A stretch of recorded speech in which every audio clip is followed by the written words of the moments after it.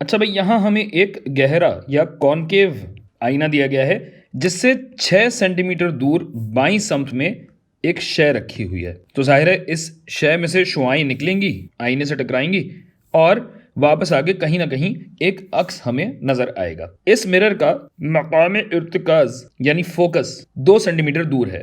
ये focal length कहलाती है। हमें यह पता करना है कि हमारा जो अक्स बनेगा कहां बनेगा, और यह पता करने के लिए हमारे पास एक फॉर्मूला है। अब इस फॉर्मूले की डेरिवेशन वगैरह ये सब तो आप दूसरी किसी वीडियो में देख सकते हैं, मगर फॉर्मूला होता है दरअसल ये, जो कि मिरर फॉर्मूला या आईने का फॉर्मूला कहलाता है, क्योंकि ये आईने में इस्तेमाल होता है। नहीं समझे? अच्छा भाई, अब इस फॉर्मूले की कई शक्लें आपने देखी होंगी। कहीं ये मनफी होगा, कहीं ये मनफी होगा, कहीं ये मनफी होगा, कभी ये यहां लगा होगा, कभी ये वहां लगा होगा।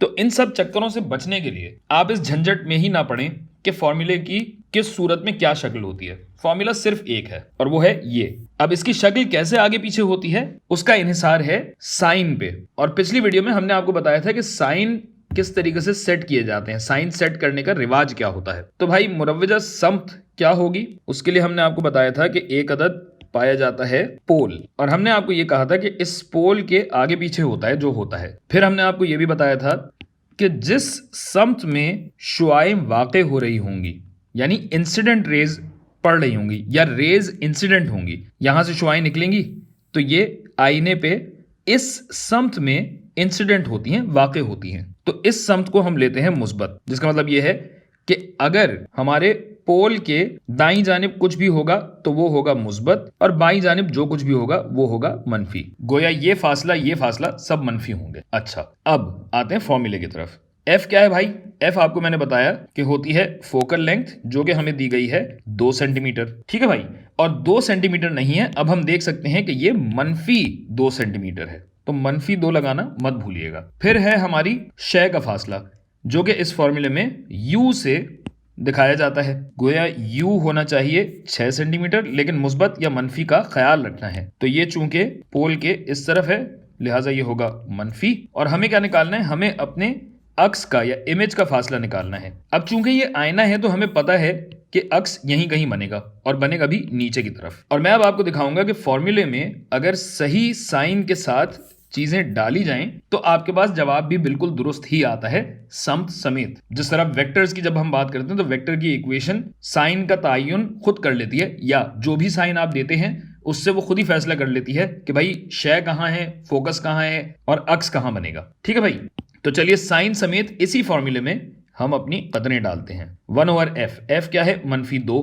सेंटीमीटर को मीटर में करने की जरूरत नहीं है, क्योंकि हमारे पास जो v आएगा वो भी सेंटीमीटर में ही आएगा। ठीक है भाई, v हमें मालूम करना है, इसका हम साइन वाइन नहीं बदलेंगे। गो कि हमें पता है कि यहां अक्स बनेगा, लेकिन अभी कंफर्म नहीं है, फैसला नहीं हुआ है, लिहाजा v को ऐसे ही रहने दीजिए। जबकि मैंने आपसे कहा था कि फॉर्मूला नहीं बदलेंगे, हम सिर्फ और सिर्फ साइन का ख्याल रखेंगे। तो ये क्या हो जाएगा? ये हो जाएगा 1/-6, जिसकी वजह से ये -1/6 हो जाएगा और ये मनफी आधा हो जाएगा। और देख लीजिए कि फॉर्मूला खुद ही आगे पीछे हो जाएगा कि आप इसको यहां ले जाएं, इसको यहां ले जाएं, जैसे भी करना चाहें।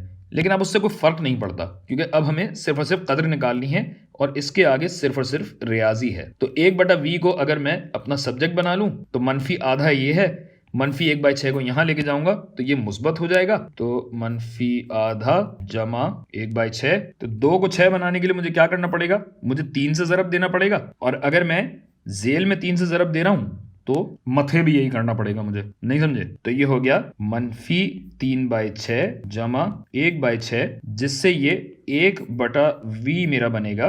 मनफी 3 जमा 1 क्या होता है?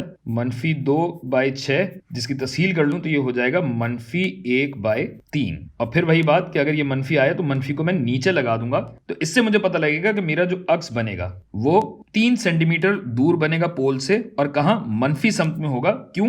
क्योंकि ये मेरे पास माइनस आया है, लिहाजा v की कदर तो हो गई मनफी 3 और मेरा अक्स बनेगा कुछ यहाँ 3 सेंटीमीटर, ये होगा।